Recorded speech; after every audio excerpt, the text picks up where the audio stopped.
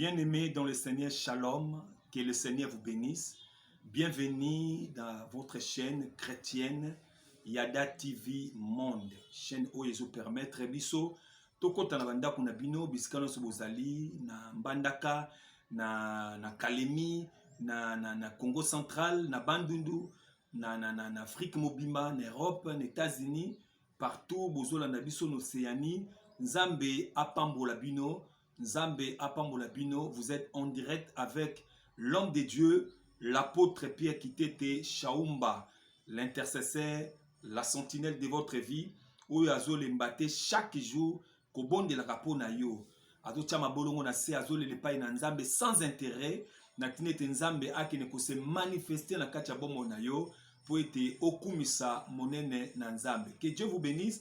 Vous êtes dans votre chaîne, comme je viens de dire, Yada TV Monde, la chaîne chrétienne. Et avant de parler, parce que nous voulons parler quelque chose de très important et que vous allez me pousser, mais que vous allez très profond. Oyo et que sungabombo na yo pe ko pesa yo espoir, peut comprendre que nanusilité, ndenge komo kwa yemba kanzembo abi nanusilité, il y a encore de l'espérance. Donc avant tout, nalingi o cliquer na nous, o s'abonner na chaîne Oyo. Pour attaquer la émission ko sala chaque fois quoi. Vous s'abonner la chaîne, cliquez à la place pour combien abonner, vous s'abonner et puis vous cliquez la cloche, il y a notification, vous allez permettre ce que monsieur Koti ou ko zoa son topé sonnerie oyo et ko pousser yo pour noter la émission nini et ko tinzambe apambola yo bisiko zali na lingi to bonde la nzambe avant que tokota nakati ya message oyo nzambe apesi ngai révélation oyo nzambe apesi ngai pour na fin de l'année au début année 2022 au bientôt toza ko banda esiko zali na humilité za la kanango kangaka misu pendant quelques secondes to bonde la nzambe éternel Dieu Père de gloire na ye ko bonde la faveur na yo likolo na ndeko azolanda chaîne oyo sikoyo Yada TV Monde pambola peut disposer motema na nzambe na maloba oyo ezobima ezo esika na motema na ye pe epesa ye vie epesa ye bomoi na kombo na Yesu tobondeli boye amen tobetele sur maboko makasi. Merci, que Dieu vous bénisse, que Dieu vous bénisse, je vous aime beaucoup. Nalingi bino mingi, vous êtes en direct local à lobby avec l'homme de Dieu, l'apôtre Pierre Kitete Chaumba, votre intercesseur qui ne cesse pas de prier. Amataka Zamba, Amataka Luzizila, Mangengenge Kolobate, et kuma lokola ndaku nangai, Amataka intendance pour na kokene konuka nzambe, na tinete nzambe a se manifester kati na bomo na yo. Ndekomoka lobi kolala kolamuka eza bitite. Ezala batu misusu yaya alali menatongo la mukite. Ezala batu misusu yaya c'est-à-dire que baza plus sain que biso. Baza plus important na kokyo loba ke biso na mukili. Baza na mbongo, baza na richesse, baza na makoki nyonso ko sala ke mutu a vivre. Mais moko na lelo ba moni yangote. Soki ngana otomoni yango, ce n'est pas parce que nous sommes justes, ce n'est pas parce que nous sommes, je ne sais pas comment, extraordinaires, mais c'est par la grâce de l'Éternel, la faveur de Dieu. Et pourquoi pas faveur na ye o yazo pesa biso chaque jour. Que Dieu vous bénisse, nzaba pambola yo. Nalingi avant na pesa yo révélation parce que ce n'est pas une prédication, c'est une révélation que le Saint-Esprit m'a révélé pour la fin de l'année et puis pour le début de l'année 2022. Que Dieu vous bénisse. Nalingi totanga na Bible na biso.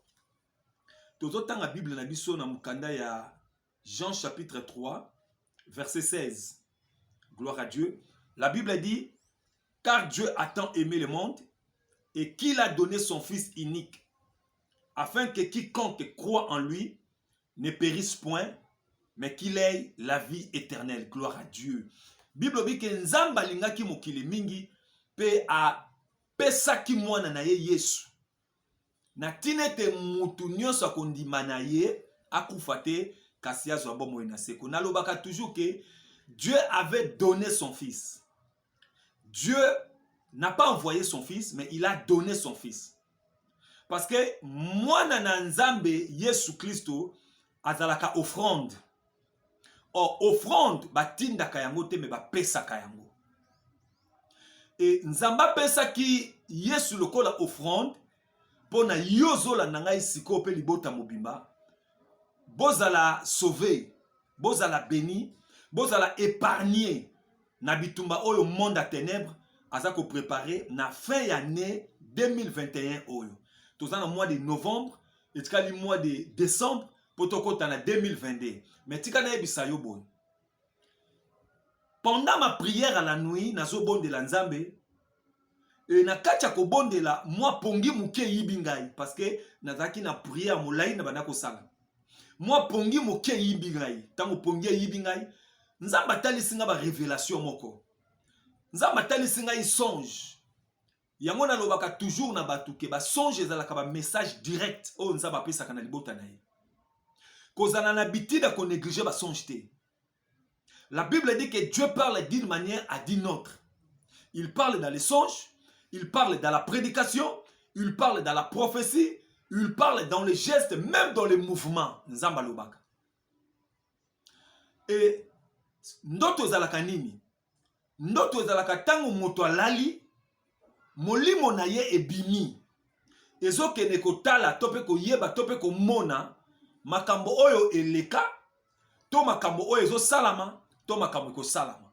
On est à 3 dimensions ya songe. C'est-à-dire, ezokende komona makambo oyo eleka, to makambo oyo ezosalama sikoyo, to pe ezokende komona makambo oyo ekosalama. Et ngana songe na nga Nzamba azotalisanga nga makambo oyo ekosalama. C'était comment? Namoni bandako ya bato moto ezopela. Bandako ezozika. Et na place bandako ezozika na yo mona ba responsable bandako lokola papa pe na mama. Bazo kota na précipitation pona kokene koluka ko sauver ba bana o bazaki na kati. Et tant que va arriver qu'on sauver quelques bana o bazalaki na kati, na moni ba bilamba, na moni ba matériel, na moni biloko belina ba mbongo ezako zika. Et na yekola muka kotuna Nzambe vision oyo, songe oyo et la kisini. Et taki eloko mukie, songe oyo et la kisini. Na yeko comprendre ngona tongo molimo na Nzambe zo bisanga ke to bondela.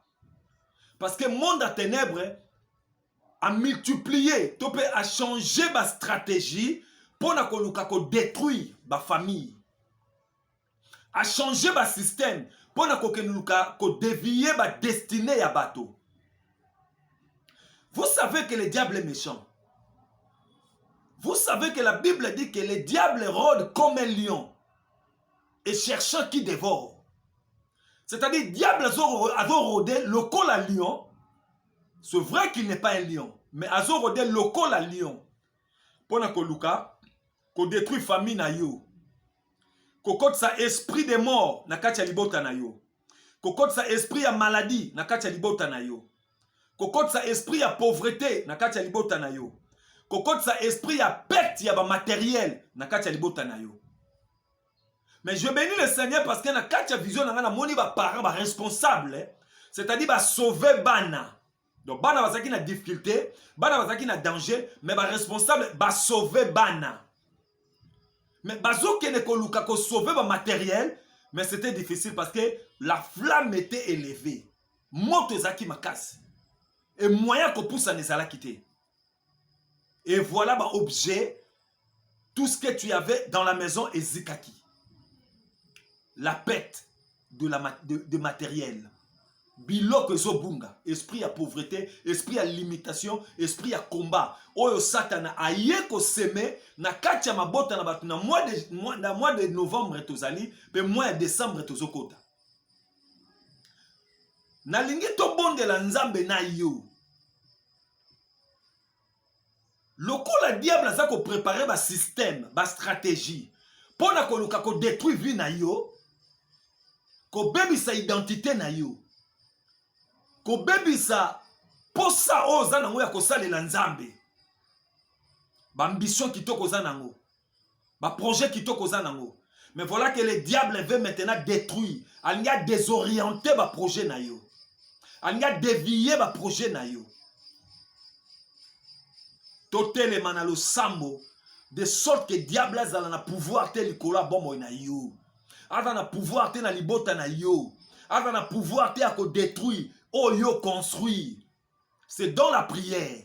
Bible dit que car Dieu a tant aimé le monde, Il a donné son fils. Nzamba lingi mokila lingi bato. Alingi teke bato ba ke na perdition. Alingi teke bato ba ke na désastre. Alingi teke bato ba ke na perte ba matériel. Alingi teke ba vie humaine et dans la gaspiller, dans la détruite. Non. Nzamba zo senga yo mama papa totelema na lusambo. Mois à novembre, mois à décembre, mois à lusambo. Aujourd'hui nous sommes le 19 novembre. Demain c'est le 20. La prière commence. La chaîne de la prière. Ezobana lobi na tongo. De 5h à 6h. Tozobana ma bondeli. Ma bondeli ya makasi pona ko rappeler nzambe ba promesse no sa pesa kiyo na 2021 oyo. Oyo moni to pesi nzambe merci. Oyo moni na nute to ko rappeler nzambe to yebisa nzambe. Olobaki okopesa nga libala. Olobaki okopesa nga ibana. Olobaki okopesa nga mosala. Olobaki okopesa nga mokanda. Mais na moni yango te to ko rappeler nzambe ba promesse oyo apesa kiyo. Oyo moni yango pete. Et puis to okende ko bondela ko recommander 2022 na maboko na nzambe. Parce que 2022 eza année ya makambo ya minene.